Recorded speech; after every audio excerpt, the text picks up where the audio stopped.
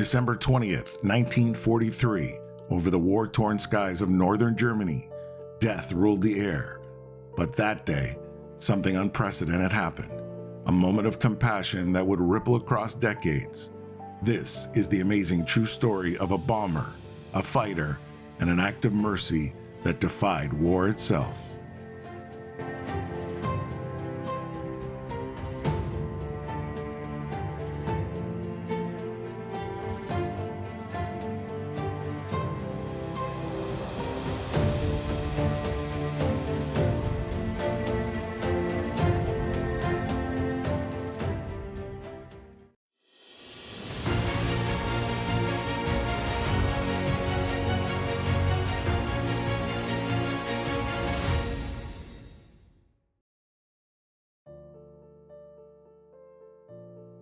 "21-year-old Charlie Brown was flying his very first combat mission. His B-17 named Ye Old Pub was part of a massive daylight raid over Bremen, Germany. Their target? A Focke-Wulf aircraft factory. But the Luftwaffe and the anti-aircraft defenses of Bremen were some of the deadliest in the Reich. Once you start on that bomb run, you never divert, you never do anything. Straight as an arrow. Just straight to give the lead aircraft time to set up. And that's when the flak is at its most severe.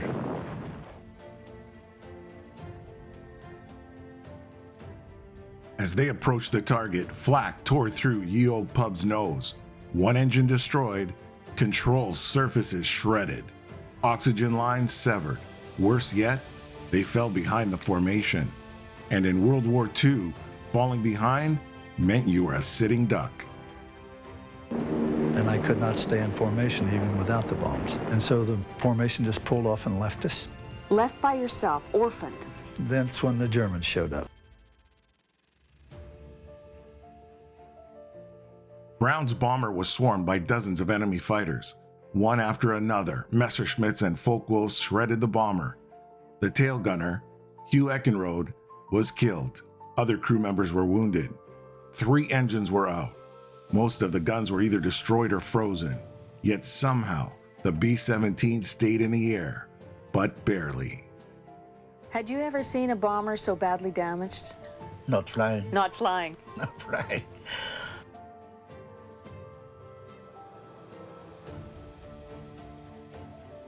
Waiting on the ground was German ace Franz Stigler, a pilot with 22 kills to his name. One more kill and he'd earn the Knight's Cross. He saw the bomber limping over the coast. He scrambled to his Messerschmitt Bf-109. Easy prey, or so he thought.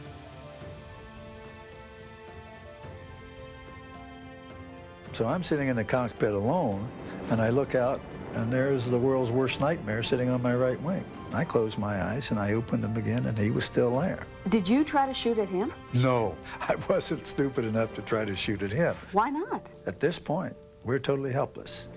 Shot full of holes, guns frozen up, and a badly wounded crew. I had one that couldn't walk, one that couldn't use his hands, and one with the leg blown off, and one dead.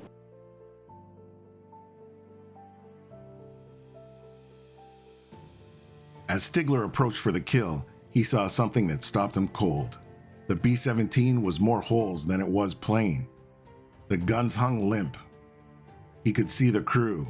They were slumped inside, bleeding and broken. Stigler later said it was like seeing men in parachutes, helpless. He just couldn't do it. He wouldn't do it.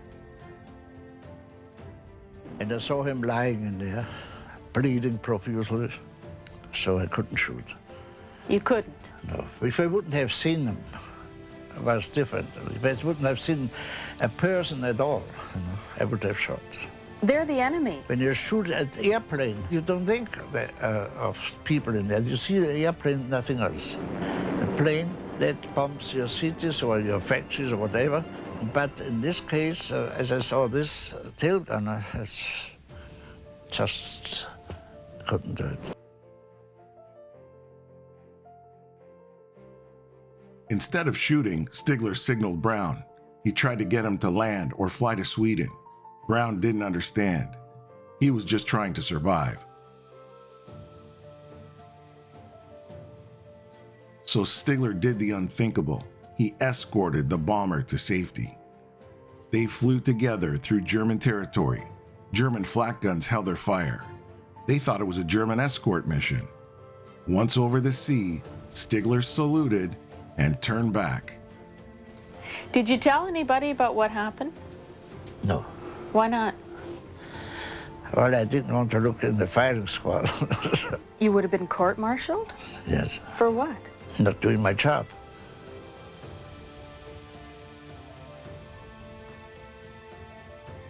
Brown crash-landed in England. His crew survived. But when he told his superiors what had happened, they ordered him to keep quiet. The war didn't need any tales of mercy from the enemy. Stigler also told no one. Sparing the enemy could mean execution. All aspects of our mission was classified secret. Why? Otherwise, we have to mention a German pilot. So someone decided that it wasn't good PR to show that a German had a heart. That's right. Did you ever think of him again? I always wondered all these years what happened.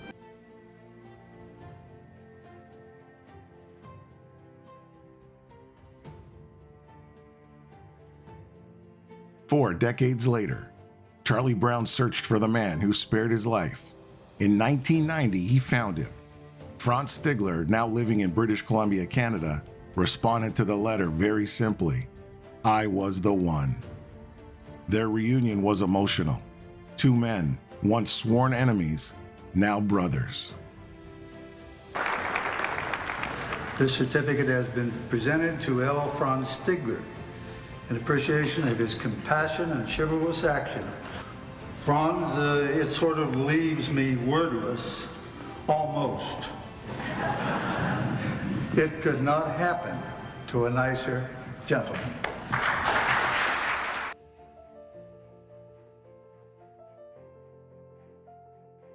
Their story became legend, a book, songs, documentaries, because in a war defined by destruction, one act of mercy showed what it meant to be truly human.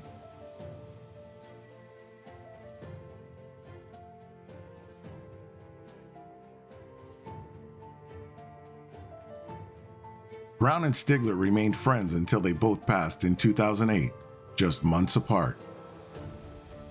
In the bloodied skies of World War II, mercy was a miracle, but that day, mercy had wings. This is dedicated to the crew of Ye Olde Pub and to the men who chose humanity over hatred. Thank you for watching.